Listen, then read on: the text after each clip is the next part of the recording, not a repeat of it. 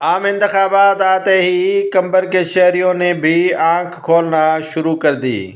کمبر کے شہریوں نے سندھ میں 15 برس سے پیپلز پارٹی کی حکومت میں کمبر کے مختلف محلے گلیوں کی تعمیر نہ ہونے اور مین بازار کی سڑک ٹوٹ پھوٹ کا شکار ہو جانے کے باعث عام انتخابات میں خاص طور پر پیپلز پارٹی کے امیدواران کو ووٹ نہ دینے کا فیصلہ کر لیا ہے۔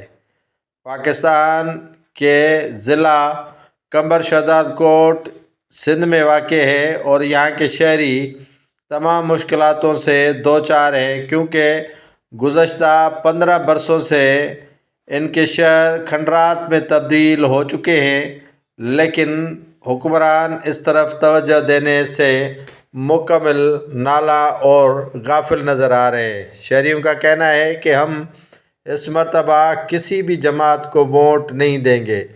جو بھی یہاں سے کامیاب ہو کر جاتا ہے، شہر کی طرف لوٹ کر دیکھنا بھی گوارا نہیں کرتا۔ ہر طرف کھنڈرات ہی کھنڈرات ہیں اور شہر کھنڈرات میں تبدیل ہو چکا ہے اور منتخب نمائندے کامیاب ہو کر چلے جاتے ہیں تو پھر شہر کی تزئین و آرائش کے طرف توجہ ہی نہیں دیتے۔